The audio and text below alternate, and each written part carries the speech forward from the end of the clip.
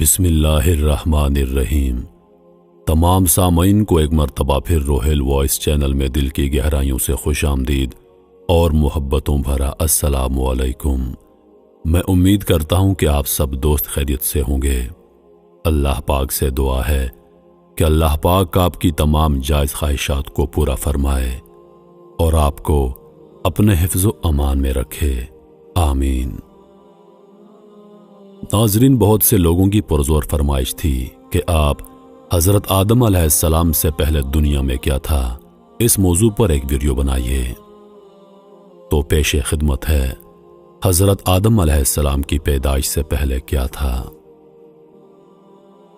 وَهُوَ الَّذِي خَلَقَ السَّمَاوَاتِ وَالْأَرْضَ فِي 6 أَيَّامٍ وَكَانَ عَرْشُهُ عَلَى یہ بات تو سبھی جانتے ہیں کہ سب سے پہلے انسان سیدنا آدم علیہ السلام ہیں۔ اب سوال یہ پیدا ہوتا ہے کہ انسان کی پیدائش سے پہلے کیا تھا، اور اللہ تعالیٰ نے اپنی بے شمار مخلوق میں سب سے پہلے کس چیز کو پیدا فرمایا۔ آئیے اس سوال کا جواب قرآن و حدیث کی روشنی سے حاصل کریں، کیونکہ مسلمان کے رہنمائی کے لیے روشنی کے یہی دو مینار ہیں۔ جناب رسول اللہ صلی اللہ علیہ وآلہ وسلم نے ارشاد فرمایا، میں تمہارے درمیان دو چیزیں چھوڑ رہا ہوں، جب تک تم ان کو پکڑے رہو گے، یعنی ان پر عمل کرتے رہو گے، تو تم ہرگز گمراہ نہ ہوگے۔ ایک اللہ کی کتاب یعنی قرآن مجید، اور دوسرا رسول پاک صلی اللہ علیہ وآلہ وسلم کی سنت مبارک۔ لہذا ہم سب سے پہلے قرآن کریم کے رہنمائی حاصل کرتے ہیں، جیسا کہ ارشاد باری تعالیٰ ہے، اور وہی ہے جس نے بنائے آسمان اور زمین 6 دن میں، اور اس کا فرش پانی پر تھا۔ یعنی زمین و آسمان کی پیدائش سے پہلے اللہ پاک کی سب سے پہلی مخلوق پانی تھا۔ ایک اور جگہ اللہ پاک ارشاد فرماتا ہے، اور پانی سے ہم نے ہر جاندار کو پیدا کیا۔ اللہ پاک ارشاد فرماتا ہے، آپ صلی اللہ علیہ وآلہ وسلم ان سے پوچھئے، کیا تم اس خدا کا انکار کرتے ہو جس نے 2 دن میں زمین کو پیدا کیا، اور کیا تم دوسروں کو اس کا برابر ٹھہراتے ہو؟ یہی خدا تمام عالموں کا پروردگار ہے۔ ایک اور جگہ ارشاد باری تعالیٰ ہے، اور اسی نے زمین میں زمین کے اوپر پہاڑ قائم کر دیے، اور اسی نے زمین میں برکت رکھی، اور زمین پر رہنے والوں کی غذائیں بھی اسی زمین میں مقرر کر دیں۔ یہ سب کچھ 4 دن میں مکمل ہوا۔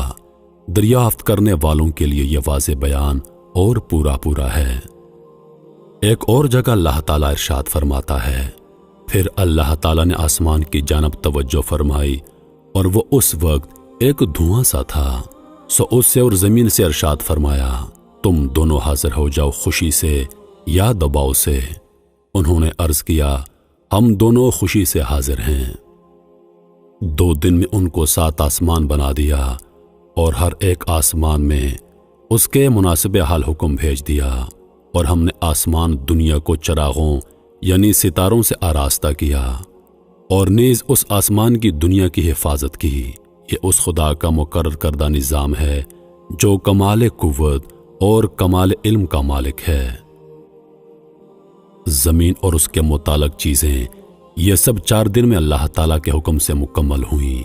2 دن میں زمین بنائی گئی، اور 2 روز میں اس کے متعلق یعنی زمین میں قسم قسم کے درخت، میوے، پھل، غلے، حیوانات، کانیں وغیرہ پیدا فرمائیں۔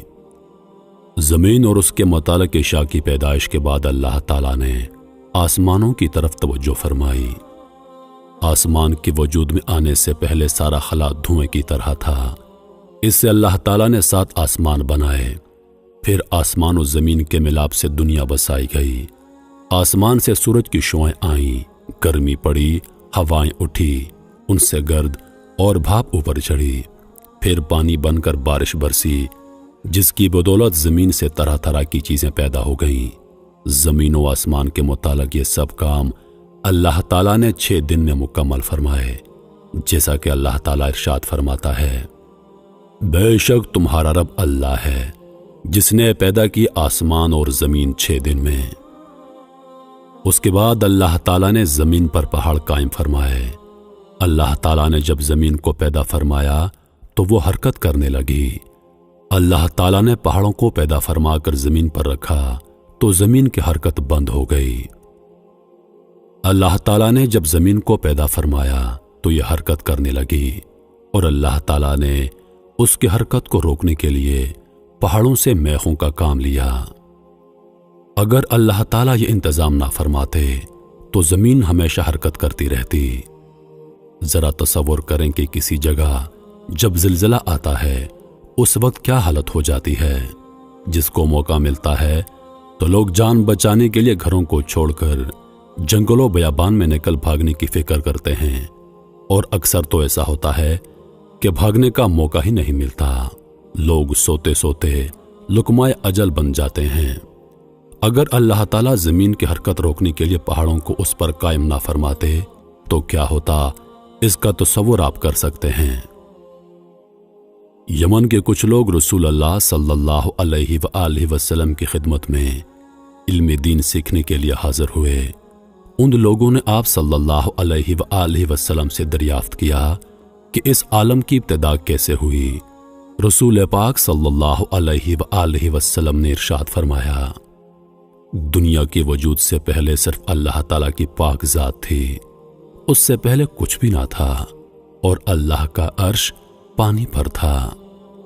اس کے بعد اللہ تعالیٰ نے آسمان اور زمین کو پیدا فرمایا اور لوح محفوظ میں ہر چیز کو لکھ دیا۔ جناب رسول اللہ صلی اللہ علیہ وآلہ وسلم نے ارشاد فرمایا، اللہ تعالیٰ نے آسمان و زمین کے وجود سے 50,000 سال پہلے جملہ مخلوق کے لیے جو بھی مقرر کر دیا تھا اس سب کو لوح محفوظ میں جمع کر دیا تھا۔ آسمان و زمین سے پہلے اللہ کا عرش پانی پر تھا۔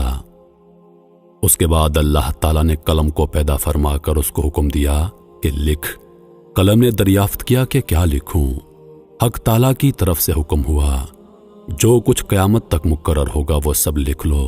تو قیامت تک جو کچھ ہونے والا ہے وہ سب کچھ قلم نے لکھ لیا۔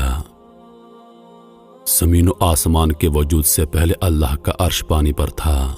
اللہ تعالیٰ کے حکم سے ایک ہوا چلی جس سے پانی کی لہریں پھٹ کر پانی کی سطح پر قبا کی شکل میں ایک بلبلا پیدا ہوا۔ اس سے اللہ تعالیٰ نے ساری زمین کو مرکب فرما کر اس کو پانی کی سطح پر بچھا دیا۔ محترم عزیز دوستو، جو کچھ بیان ہو چکا ہے اس سے ایک عام آدمی بھی سمجھ سکتا ہے کہ اللہ تعالیٰ نے زمین و آسمان کو کیسے پیدا فرمایا اور حضرت آدم علیہ السلام سے پہلے کائنات میں کیا تھا۔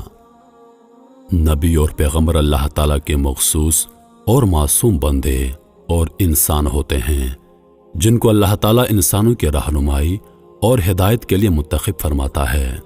جو گناہوں سے معصوم ہوتے ہیں اللہ تعالیٰ کے احکام بندوں تک بلا کمی بیشی پہنچاتے ہیں، کسی حکم کو چھپاتے نہیں۔ سب سے پہلے نبی حضرت آدم علیہ السلام ہیں اور سب سے آخری نبی جناب محمد رسول اللہ صلی اللہ علیہ وآلہ وسلم ہیں۔ آپ صلی اللہ علیہ وآلہ وسلم پر انبیاء کا سلسلہ ختم ہو گیا اور قیامت تک آپ صلی اللہ علیہ وآلہ وسلم کی پاک نبوت جاری و ساری رہے گی۔ دنیا میں اللہ تعالیٰ نے بہت سے نبی اور رسولوں کو لوگوں کے رہنمائی کے لیے بھیجا جن کی صحیح تعداد اللہ تعالیٰ کو ہی معلوم ہے۔ نبوت عطیہ خداوندی ہے، اللہ تعالیٰ نے جس کو چاہا اس کو یہ اعزاز بخشا۔ یہاں یہ بتانا بھی معلومات میں اضافے کا باعث ہوگا کہ نبی اور رسول میں کیا فرق ہوتا ہے۔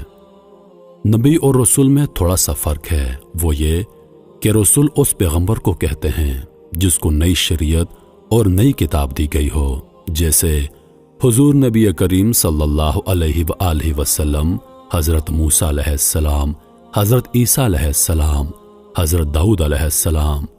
اور نبی ہر پیغمبر کو کہتے ہیں، خواہ ان کو نئی شریعت اور نئی کتاب دی گئی ہو یا پھر نہ دی گئی ہو۔ محترم عزیز دوستو، میں امید کرتا ہوں کہ ویڈیو آپ دوستوں کو پسند آئی ہوگی۔ ویڈیو پسند آ جائے تو لائک اور شیئر ضرور کر دیجیے گا، اور آنے والی نئی ویڈیوز کے لیے ہمارے چینل کو سبسکرائب کر دیں، اور ساتھ میں موجود گھنٹی کے بٹن کو ضرور دبا دیں تاکہ ہماری ہر نئی آنے والی ویڈیو سب سے پہلے آپ تک پہنچے۔ مجھے دیجیے اجازت۔ سانسوں نے وفا کی تو اگلی بار ایک اور ویڈیو لے کر آپ کی خدمت میں حاضر ہوں گا۔ تب تک کے لیے خدا حافظ۔ اللہ پاک آپ سب کا حافظ و نگہبان۔ ہنستے رہیے اور ہمیشہ مسکراتے رہیے۔